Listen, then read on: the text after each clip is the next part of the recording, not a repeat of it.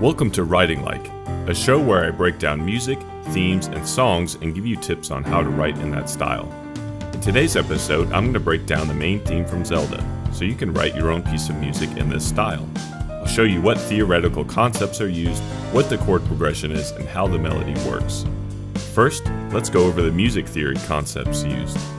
The primary theory is borrowed chords, which I will go into more detail in the next section.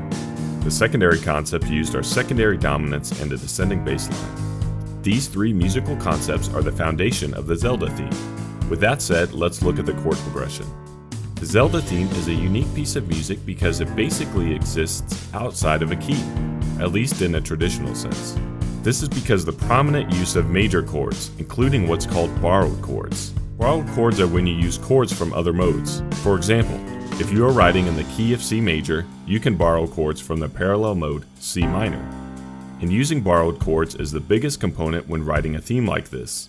This is because when you implement borrowed chords, specifically the flat 3, the flat 6, and the flat 7, you get a heroic sound.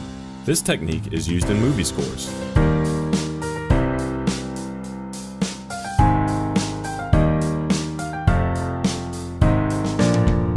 In the key of C, the progression goes like this: 5, 4, flat 3, flat 7, flat 6, minor 5, 5 of 2, and 5 of 5, which are secondary dominants.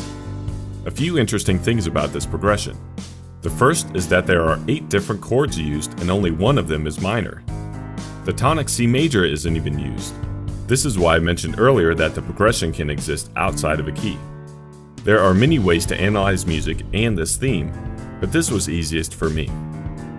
This is also where the descending bass line comes into play, which creates a unique sound when combined with all the major chords. And finally we get to the melody. There are 2 parts to constructing a melody like this. The first and most important is using chord tones. This is true about every melody, and it's the case here.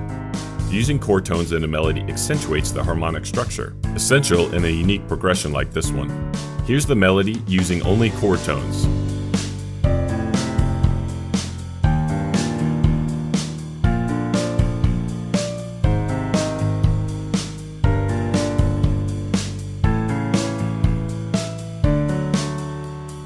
The second part is using passing tones to walk up to the next chord tone, often in a quick rhythmical phrase.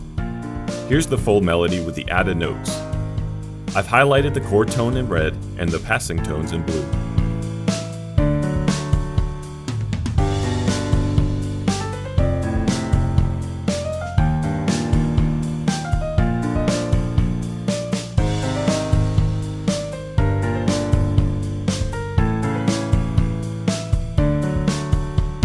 As for which notes to use as passing notes, anything in your tonic key will work. So in C major, anything from the C major scale fits great. Just keep in mind the accidentals over the borrowed chords. So to recap, step 1, write a chord progression with a bunch of major chords, including borrowed chords. Step 2, make that progression have a descending bass line. Step 3, write a melody with chord tones and passing tones. And that's it. I hope this video helped you in the writing process. As with all my theory videos, there's a PDF that follows along with this video on my website. It has the theory, chord progressions, and melodic ideas, and it's free of charge.